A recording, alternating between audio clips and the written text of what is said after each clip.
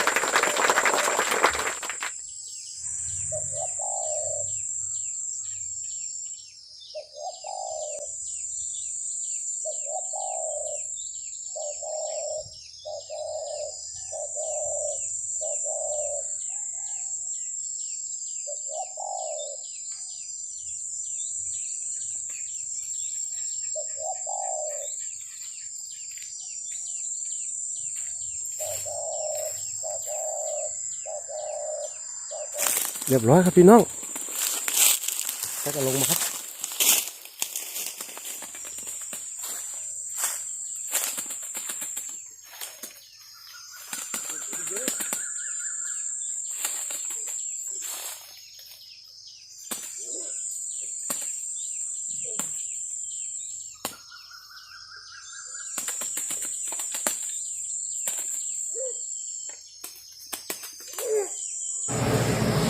เหนียวครับตัวนี้ครับพี่น้อง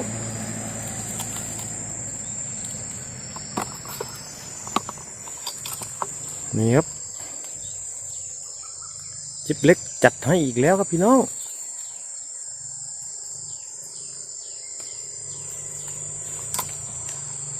นี่ครับ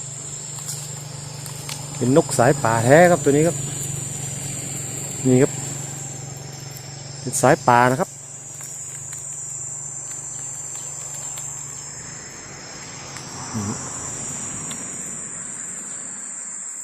100%เลยครับสายป่าจิ๊บเล็กจัดให้ครับเชิญไปออกมาดูครับเป็นนก2 กุกนะครับตัวนี้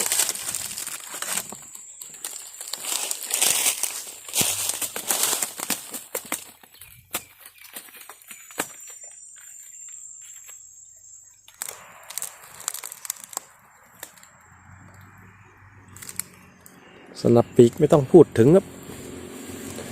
ทียิบครับพี่น้องนี่ครับ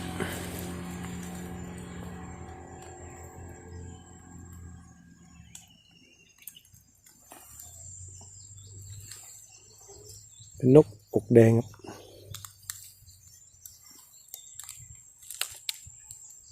สร้อยคอโอ้มีเส้นสอนะครับพี่น้องตัวนี้สร้อยคอดีหมดแต้มนิดครับ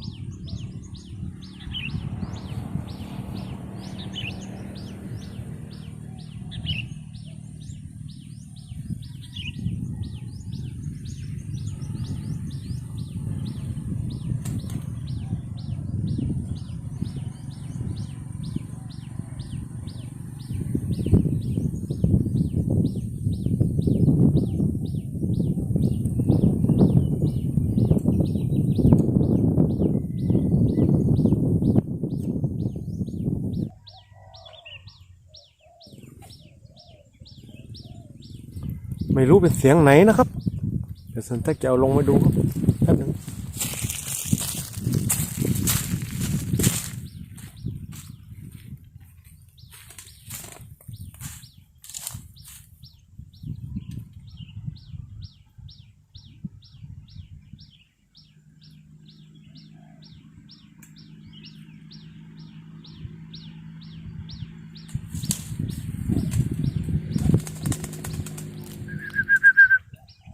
นี่ครับ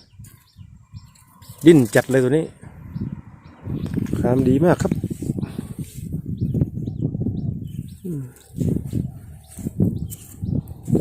จิบเล็กตัดจัดตัวดีๆทั้งนั้นเลยครับแล้ว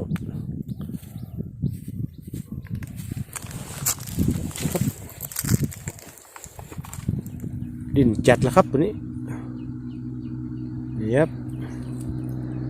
ชอบก็อย่าลืมกดไลค์กดแชร์กด Subscribe และอย่าลืมกดกระดิ่งให้กับเซนเต็กเพื่อเป็นการแพร่นะครับขอบคุณครับ